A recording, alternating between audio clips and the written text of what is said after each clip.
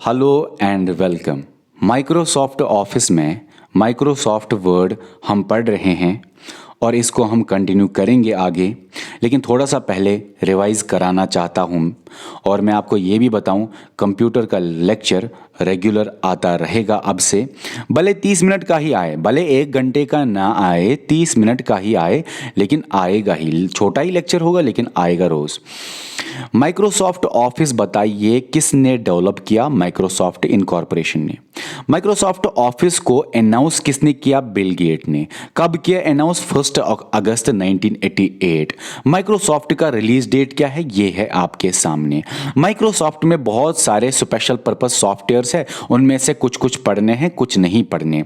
कितने लैंग्वेजेस में अवेलेबल है, किस लैंग्वेज में लिखा गया, ये ओपन सोर्स सॉफ्टवेयर है कि क्लोज्ड सोर्स सॉफ्टवेयर? क्लोज्ड मतलब प्रोप्राइटरी सॉफ्टवेयर।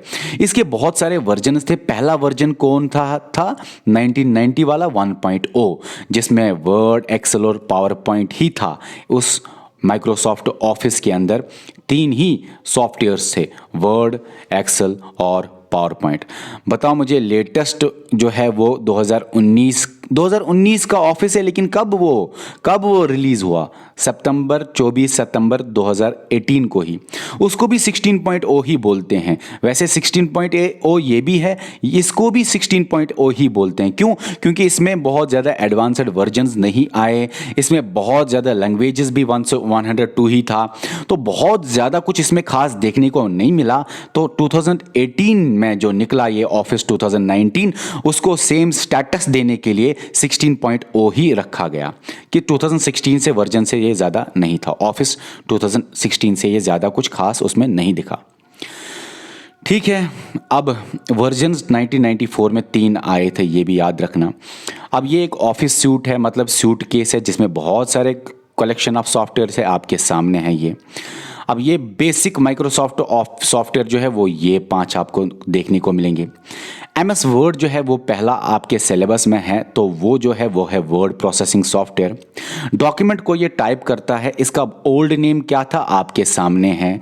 कब ये नाम था इसका जब ये जिनिक्स के लिए ओरिजिनली रिलीज किया गया, ठीक है ना। अच्छा, ये इस्तेमाल होता है लेटर, एप्लीकेशन, नोटिस और बाकी न्यूज़पेपर बनाने के लिए। अब इसमें जो वर्ड प्रोसेसिंग सॉफ्टवेयर है उसमें एक एग्जांपल है माइक्रोसॉफ्ट वर्ड की।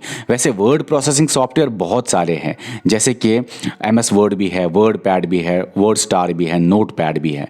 इनमें से कुछ सॉफ्टवेयर जो है, कौन से सॉफ्टवेयर भाई? Word processing software.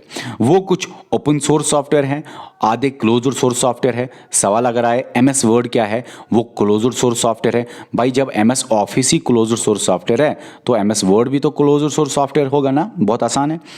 अब यहां तक तो ठीक है। अब आपको कुछ जानना है आगे, वो ये है कि माइक्रोसॉफ्ट में कब ये आया MS वर्ड कब ये आया? ये भी प्रोप्राइटरी सॉफ्टवेयर है, मतलब क्लोज्ड सोर्स सॉफ्टवेयर है ना। तो जब भी MS वर्ड में आप कोई डॉक्यूमेंट या फाइल जब टाइप करते हो, तो पहला डॉक्यूमेंट जो चढ़ता है उसका नाम होता है डॉक्यूमेंट 1, जब आपके MS वर्ड पे पहले आता है सामने। एक्सटेंशन जो है वो .doc लगता है डॉक्यूमेंट जब आप सेव वेव करते हो। डॉक्यूमेंट के लास्ट पे होता है .doc, या 2007 से पहले था .doc, 2007 के बाद में था .doc। एक्स का मतलब XML फॉर्मेट, XML का मतलब हुआ एक्सटेंसिबल मार्कअप लैंग्वेज। उसका मतलब हुआ कि इसमें खास क्या है? डॉ से खास है एक्सटेंडेड फीचर और ज़्यादा कस्टमाइजेशन हुआ, आप खुद से चीज़ें चेंज करना। फॉर एग्जांपल वहाँ से ऐसे था तो आप ऐसे भी लिख सकते हो, खुद से भी चेंज कर सकते हो, कुछ भी चेंजेस कर सकते हो। उसके बाद एक्सटेंशन जो ये है, ठीक है, लेकिन आपको ये भी याद रखना, ये DOC जो है ना, ये सुफिक्स में फाइल नेम के बाद ये लगाया जाता है, डॉक्यूमेंट 1 के बाद ये लगाया जाता है। डॉक्यूमेंट 1 फाइल नेम है तो ये है एक्सटेंशन, ठीक है। अब ये इसके सामने कुछ फीचर्स है यहाँ पे जो हम आगे भी पढ़ेंगे। अब MS वर्ड कैसे खुलता है ये हम पढ़ेंगे। 1 सेकंड रुकिए, अजान हो रही है। ओके, अब MS वर्ड कैसे ओपन होता है, स्टार्ट होता है? सबसे पहले आपको दबाना है स्टार्ट बटन। उसके बाद ऑल प्रोग्राम्स का आ जाएगा आपके सामने, तो आप MS ऑफिस ढूंढिए और उसके अंदर MS वर्ड ढूंढिए। और फिर दूसरा तरीका क्या है? विंडोज़+R आप दबाइए, विंडो की और R की को। आपके सामने एक डायलॉग बॉक्स आएगा, रन डायलॉग बॉक्स, उसके अंदर आपको लिखना है winword.exe, तो वहां पे आएगा आपके सामने MS वर्ड। अगर आपका ये डेस्कटॉप है, डेस्कटॉप के ऊपर डायरेक्टली आप एंटर कर सकते हो। अगर आपका आइकन है MS वर्ड का, यहाँ पे प्री डिफाइंड आइकन यहाँ पे होना चाहिए। इसी तरह नीचे अगर टास्क बार में आपका MS वर्ड है तो डायरेक्टली एंटर करो, टास्क बार में भी आप डायरेक्टली एंटर करो। साइज क्या होता है, मैक्सिमम फाइल जो आप चला सकते हो 32 MB की हो सकती है अगर सिर्फ टेक्स्ट होगा, लेकिन टोटल फाइल साइज अगर टेक्स्ट प्लस आपने इमेज विमेज डाली तो 512 MB की फाइल की साइज पे आप काम कर सकते हो। जब आपका सामने ये MS वर्ड खुलता है तो पहले यहां पे आते हैं रीसेंट डॉक्यूमेंट्स, रीसेंट फाइल्स, और राइट साइड पे आते हैं कैटेगरीज जैसे एजुकेशन, एंटरटेनमेंट, बिजनेस, और उनके अंदर जब आप क्लिक करोगे एजुकेशन के अंदर तो प्री डिफाइंड टेम्पलेट्स आएंगे। टेम्पलेट्स मतलब किस शक्ल पे आप काम करना चाहोगे। लेकिन जब आप ब्लैंक पेपर पे दबाते हो तो आपके सामने ये विंडो आता है, इसको बोलते ही हैं MS वर्ड विंडो। आपके सामने यहां पे है ना, ये क्या है, ये है MS वर्ड विंडो। अब इसको थोड़ा सा जाने, वैसे तो पढ़ा हुआ है, जल्दी जल्दी जानते हैं। अब MS वर्ड विंडो आपके सामने है और इनके कंपोनेंट्स क्या क्या है अब आप जान लो इस बात को कि ऊपर जो है इसको बोलते हैं क्विक एक्सेस टूल बार, जिसमें ये 4 चीज़ें हैं। इसको टाइटल बार बोलते हैं, इसको विंडो कंट्रोल बार बोलते हैं जो ये मिनिमाइज करना, मैक्सिमाइज या रिस्टोर करना या क्लोज करना। अब ये सारे को बोलते हैं विंडो बार, ठीक है ना। विंडो सॉरी भाई, सारे को बोलते हैं टाइटल बार। टाइटल बार के इधर है विंडो बार और यहाँ पे है क्विक एक्सेस टूल बार, समझ आया ना। ओके, अब टाइटल बार में ही आपका नेम ऑफ द डॉक्यूमेंट चढ़ता है। उसके बाद यहाँ पे टाइटल बार के नीचे टैब्स होते हैं, टाइटल बार के नीचे टैब्स होते हैं और टैब्स ये सारे हैं। हर एक टैब के अंदर अपने अपने अपने अपने ग्रुप आते हैं। होम के अंदर आप देखो clip board, font, paragraph, styles और एडिटिंग जो हम आज पढ़ेंगे, अपने अपने टैब के अंदर अपने अपने ग्रुप्स होते हैं। और यहाँ पे हेल्प का बटन होता है टैब के राइट साइड में, यहाँ पे ऑफिस का बटन होता है यहाँ पे टाइटल बार के लेफ्ट साइड में, ठीक है ना। अब ये इसको बोलते हैं रिबन। रिबन का मतलब होता है ये टैब्स और नीचे जो ग्रुप्स निकलते हैं उनके अपने अपने वो सारा रिबन होता है। उसके बाद यहाँ पे हॉरिजॉन्टल रूलर है, ये है वर्टिकल रूलर, ठीक है ना। अब ये चीज़ें आपको थोड़ा सा यहाँ पे भी आप देखोगे, रूलर जब आप लगाओगे तो यहाँ पे आपको दिखेंगे पेज मार्जिन, और ये है बीच में वर्किंग एरिया जब आप काम करते हो। लेकिन कभी आप पैराग्राफ टाइप नहीं कर सकते, आप किसी भी पैराग्राफ के ऊपर प्रैक्टिस करना चाहते हो तो आप रैंड ये ऐसे लगाओ, ओपनिंग ब्रैकेट क्लोजिंग ब्रैकेट, ऐसे ऐसे लगाना है आपको, equal to rand opening bracket closing bracket, तो आपको पैराग्राफ्स आ जाएंगे। अगर आप चाहते हो 2 पैरा और 3 सेंटेंसेस के तो आप ब्रैकेट के अंदर लिखो। अगर आप ब्रैकेट के अंदर 4-3 लिखोगे तो 4 होगा पैरा और 3 होंगे पैरा के अंदर सेंटेंसेस। ओके, अब ये तो बीच में वर्क एरिया है, ठीक है। यहाँ पे है वर्टिकल स्क्रॉल बार जिससे आप ऊपर नीचे करते हो, यहाँ पे हॉरिजॉन्टल स्क्रॉल बार जहाँ पे आप ऐसे ऐसे पेज को कर सकते हो, यहाँ पे है स्टेटस बार, आप स्टेटस देख सकते हो कितने पेज नंबर है, वर्ड्स कितने लिखे गए, कौन सी लैंग्वेज में है, तो इसको बोलते हैं स्टेटस बार। अब यहाँ पे इसको बोलते हैं पॉइंटर, लेकिन यही पॉइंटर जब आप वर्किंग एरिया पे लाते हो तो ये आई की शक्ल बनाता है, जिसका मतलब जिसको बोला जाता है इंसर्शन पॉइंटर। लेकिन जहां पे आप लिखना चाहते हो वहां पे ब्लिंक करता है, ब्लिंक जहां पे करता रहता है उसको बोलते हैं कर्सर, और ये पॉइंटर है, इसको बोलते हैं पॉइंटर का ही जब आप लाते हो यहां पे इंसर्शन पॉइंटर, लेकिन ये ब्लिंक करता है तो इसको बोलते हैं ब्लिंक, इसको बोलते हैं कर्सर। अब इसी तरह यहाँ पे स्टेटस बार के राइट साइड में है जूम बार, जूम इन करना, जूम आउट करना, कितना हो सकता है जूम 5, डिफ़ॉल्ट तो होता है 100%, लेकिन 500% तक जूम हो सकता है ज़्यादा, और 500% तक जूम कम हो सकता है, दूर हो सकता है। जूम इन और जूम आउट, ठीक है। जूम आउट मतलब दूर, जूम इन मतलब नज़दीक 500% और दूर 10%। अब यहाँ पे आपको ये भी जानना है, नीचे है टास्क बार, टास्क्स यहाँ पे रहते हैं, यहाँ पे स्टार्ट का बटन है, यहाँ पे आप चीज़ों को सर्च कर सकते हो, टाइम भी यहाँ पे होता रहता है, ठीक है ना। अच्छा, पहले हमने देखा टाइटल बार के अंदर हमने देखा टैब, फिर ग्रुप, टैब और ग्रुप मिला के बनाता है रिबन। अब हर एक ग्रुप में, जैसे एक ग्रुप है, हर एक ग्रुप में मैंने बोला था आपको याद रखने के लिए, हर एक ग्रुप में क्या है, हर एक ग्रुप में जो ये आइकन है इनको बोलते हैं कमांड, ठीक है। हर एक ग्रुप में कमांड होता है। ठीक है, उसके बाद रिबन आता है, उसके बाद सॉरी, रिबन तो ठीक है यहाँ तक, ग्रुप तक। उसके बाद रूलर आता है, उसके बाद वर्किंग एरिया आता है, उसके बाद ये आता है स्टेटस बार, और लास्ट में नीचे टाइटल बार। यही चीज़ें हम सीखेंगे, कुछ और भी बोला था लेकिन यही चीज़ें हम सीखेंगे यहाँ पे। तो इसको क्या बोलते हैं, ज़रा याद करो याद करो याद करो। विंडोज़ कंट्रोल बार। ये क्या है, ये है मिनिमाइज। ये क्या है, रेस्टोर या मैक्सिमाइज। रेस्टोर भी मैक्सिमाइज भी। रेस्टोर का मतलब ऐसे छोटा और ऐसे बड़ा करता है, ये रेस्टोर या मैक्सिमाइज। ये है क्रॉस, मतलब क्लोज। ये क्या है, ये है क्या है बताओ, ये है हेल्प का बटन। ये पूरा ऊपर वाला टैब जिसमें ये डॉक्यूमेंट 1, मतलब जिसमें ये नाम होता है लिखा हुआ कि डॉक्यूमेंट का नाम, फाइल का नाम, इस पूरे को क्या बोलते हैं, इसको बोलते हैं टाइटल बार। अच्छा, टाइटल बार के इस साइड लेफ्ट साइड होता है क्विक एक्सेस टूल बार। ये है save, undo, redo, customise, sorry बीच में ऐसे कस्टमाइज है, ठीक है, ये कस्टमाइज है। Save, undo, redo, customise. ये क्या है, ये है ऑफिस का बटन। अच्छा, ये ऑफिस का बटन है। यहाँ पे मेन्यू होता है लेकिन किसी किसी जगह मेन्यू नहीं पाओगे आप, किसी जगह आपको मेन्यू दिखेगा। लेकिन चलो मेन्यू को छोड़ के बाकी सारे क्या है, ये सारे टैब्स है ना, टैब्स है। टैब के अंदर ये सारे क्या हैं, टैब्स के अंदर ये सारे हैं ग्रुप्स, ठीक है। हर एक टैब का अलग अलग ग्रुप है, ये सारे होम टैब के ग्रुप्स है। अब ग्रुप्स के अंदर भी कमांड्स होते हैं, लेकिन इस टैब को और ग्रुप को दोनों को बोला जाता है, बताओ, रिबन, ठीक है। दोनों को क्या बोलते हैं, रिबन। अब ये टैब रिबन के नीचे, टैब और ये है ना, ये ग्रुप्स मतलब आप कह सकते हो ये ग्रुप्स तो आता है ना रिबन में। रिबन के नीचे या ग्रुप्स के नीचे आपको मिलेगा रूलर मिलेगा। अब इसको बोलते हैं हॉरिजॉन्टल रूलर, इसको बोलते हैं वर्टिकल रूलर। अगर आप लिख सकते हो तो आप यहीं से लिख सकते हो, यहाँ से आप लिख सकते हो। देखो ऐसे रूलर मैं डालूंगा, रूलर यहाँ तक है ना, तो यहाँ तक है। तो आप वर्किंग एरिया ये है, यहाँ पे आप नहीं लिख सकते क्योंकि यहाँ पे रूलर यहाँ तक है। यहाँ पे भी आप नहीं लिख सकते, क्यों, क्योंकि रूलर यहीं तक है। तो यहाँ पे भी नहीं लिख सकते, क्यों, क्योंकि रूलर यहीं तक है। तो इसको बोलते हैं वर्किंग एरिया, जहाँ पे आप लिख सकते हो। और जो बाकी है, बाकी इसको बोलते हैं पेज मार्जिन। चारों साइड पेज मार्जिन होता है। चलो यहाँ पे तो नीचे नहीं दिखेगा क्योंकि रूलर यहाँ तक बराबर है। पेज मार्जिन इनको बोलते हैं। कोई पैराग्राफ लाना चाहते हो तो इक्वल टू रैंड आपको लिखना है, फिर ऐसे लिखना है, आपके सामने पैरा आएगा। 1 3 लिखोगे, 1 आएगा पैरा और 3 आएगा पैरा के अंदर सेंटेंसेस, ठीक है।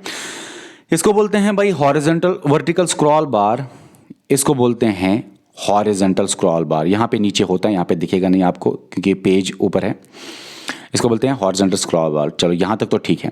अब उसके बाद मत कुछ छूट गया मत, हाँ, टाइटल भी मैंने बोला, टाइटल भी, हाँ, ये विंडो कंट्रोल बार ये तो मैंने बोल दिया।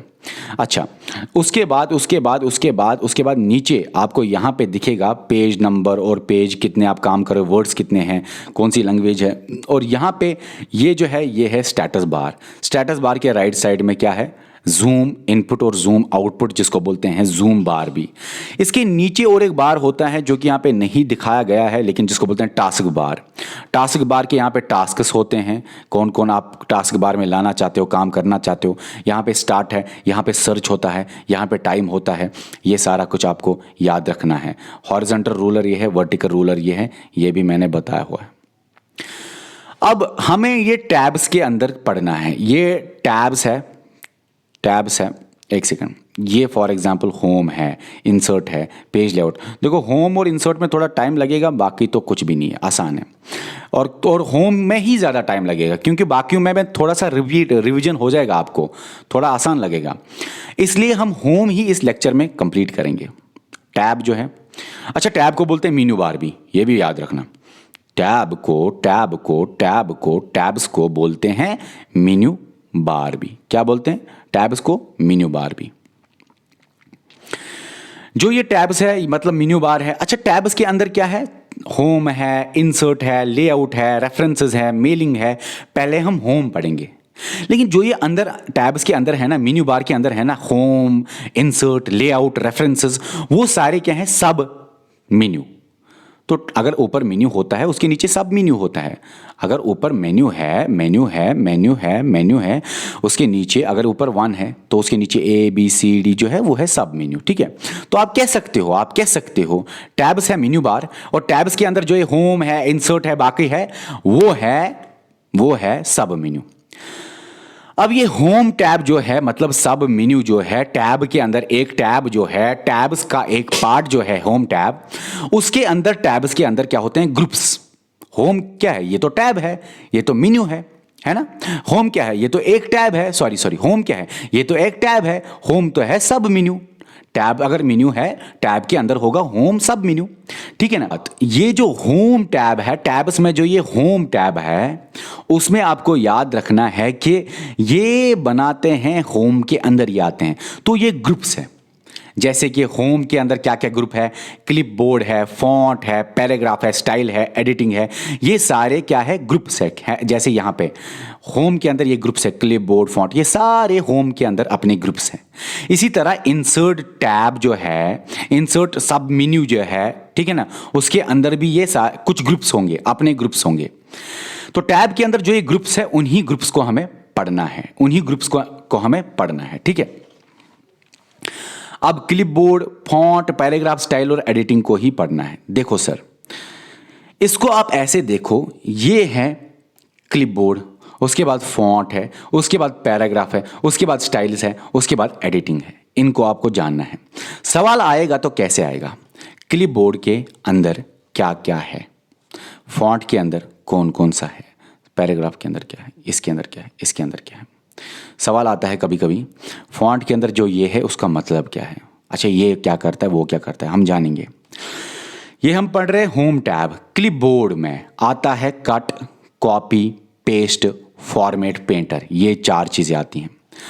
देखो भाई, आप कोई चीज़ आपने लिखा ABC, इसको आप कॉपी करना चाहते हो तो आप यहाँ पे सिलेक्ट करोगे तो कॉपी करोगे, है ना।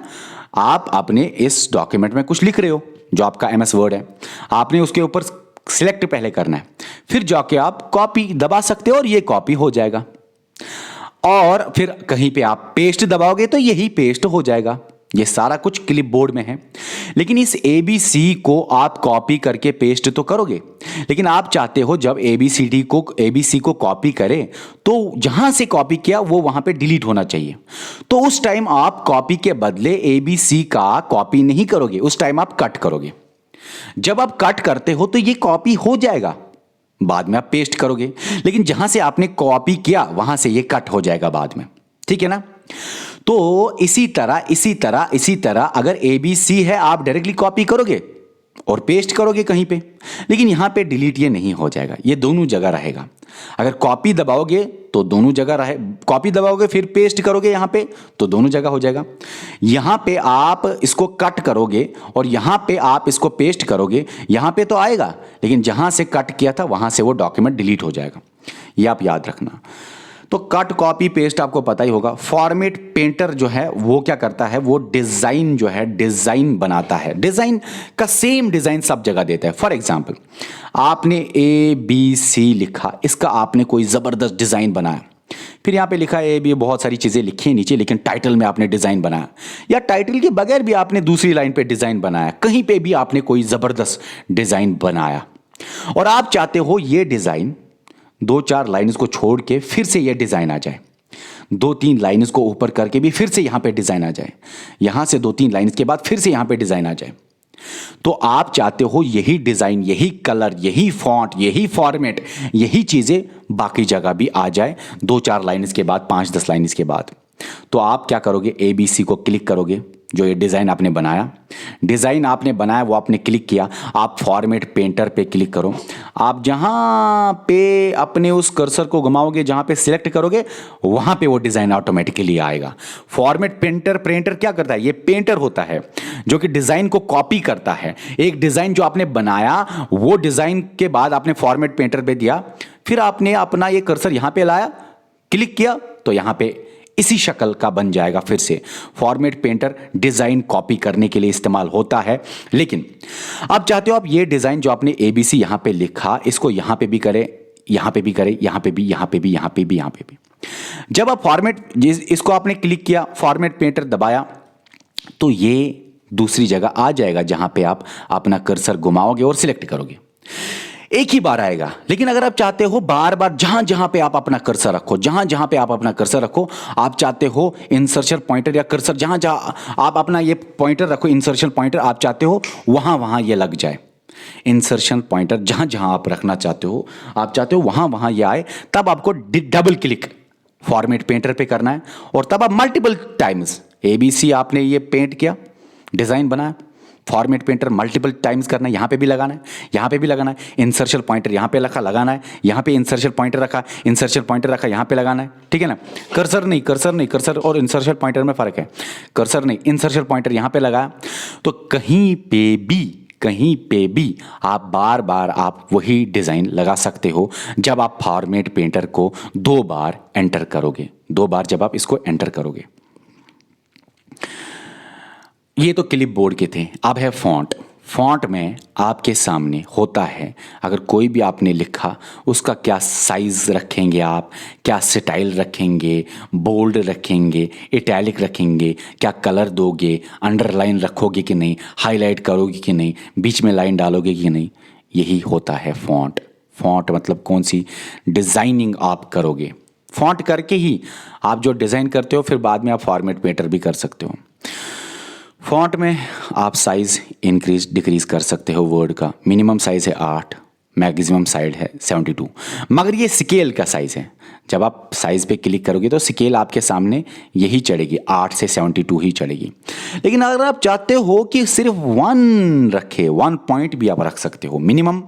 आप अगर कस्टमाइज़ करोगे, हाथ से स्केल के बाहर निकलोगे और कस्टमाइज़ करोगे और रखना चाहते हो मिनिमम साइज़, तो आप 1 रख सकते हो। मैक्सिमम रख सकते हो 1638, लेकिन स्केल के अंदर अगर आप जाते हो तो आप नहीं, तो आपको अलग से टाइप करना पड़ेगा 1 और 1638। चलो ठीक है, यहाँ पे आपने फॉर्मेट किया और आपने शक्ल दे दी हर जगह, और आप चाहते हो इसको हटाना, वापस लाना वही डॉक्यूमेंट को। फॉर्मेट, क्लियर फॉर्मेटिंग फॉन्ट में होता है, ये आपको याद रखना है। बोल्ड करना चाहते हो, ABC लिखा, मोटा मोटा मोटा लगना चाहिए, ये मोटा हेल्दी लगना चाहिए, तो बोल्ड करोगे।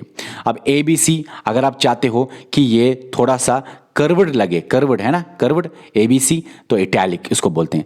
कलर आप कोई भी दे सकते हो। अंडरलाइन अगर आप चाहते हो इस टेक्स्ट का अंडरलाइन करें, हाईलाइट कर सकते हो हाईलाइटर के थ्रू। अच्छा, इसमें आप केस भी चेंज कर सकते हो भाई, केस भी आप इसमें चेंज कर सकते हो। केस चेंज क्या होता है? केस चेंज मैंने यहां पे लिखा।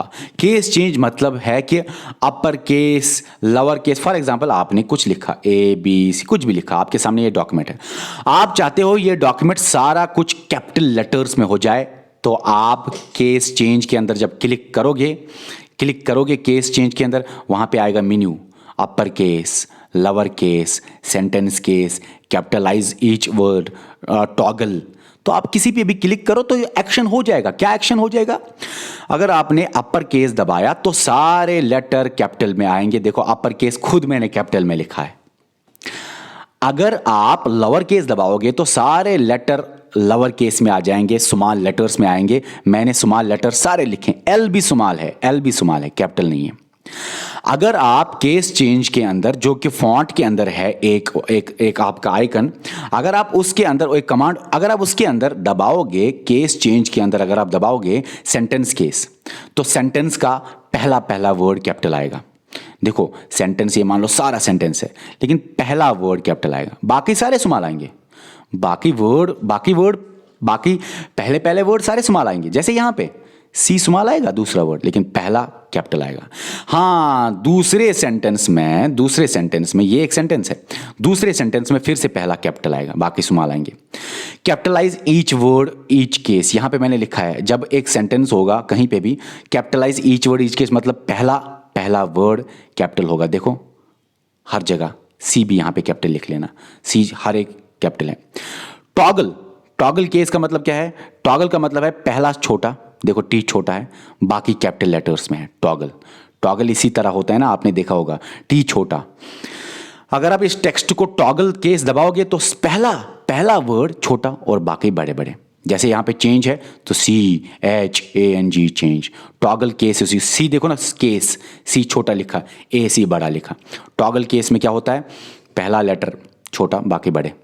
कैपिटलाइज ईच वर्ड केस में सारा वर्ड सभी वर्ड का पहला कैपिटल हो जाएगा। सेंटेंस में पहला कैपिटल हो जाएगा, लोअर केस अपर केस। उसके बाद यहाँ तक तो आपने पढ़ा। अच्छा, इटैलिक आपको पता, हाईलाइट आपको पता है, स्ट्राइक थ्रू। स्ट्राइक थ्रू क्या है? अगर आपने कुछ लिखा ABCD, आपको लगा ये गलत है, तो आप बीच में स्ट्राइक थ्रू भी दे सकते हो। आपने कैसे करना है, कैसे करना है? आपने पहले सिलेक्ट करना है ABCD या इतना, तो बीच में स्ट्राइक। सिलेक्ट कैसे करते हैं भाई? सिलेक्ट आप कर सकते हो अपने माउस से, आराम से सिलेक्ट करो, वहाँ पे ऊपर रखो बस। सुपरस्क्रिप्ट, सब स्क्रिप्ट और सुपरस्क्रिप्ट। फॉर एग्जाम्पल H2O, ये 2 है ना बीच में छोटा, जैसे 12th यहाँ पे है ना छोटा, ये है सबस्क्रिप्ट। और सुपरस्क्रिप्ट होता है X², जैसे ऊपर जब आता है कोई नंबरिंग, जैसे 12th यहाँ पे ऊपर जब आता है कोई केस, ठीक है, तो 12th ऊपर आया, TH आया ऊपर, ये है सुपरस्क्रिप्ट। ये सारे फॉन्ट के अंदर आते हैं। पैराग्राफ उसके रिलेटेड है। ये क्या है?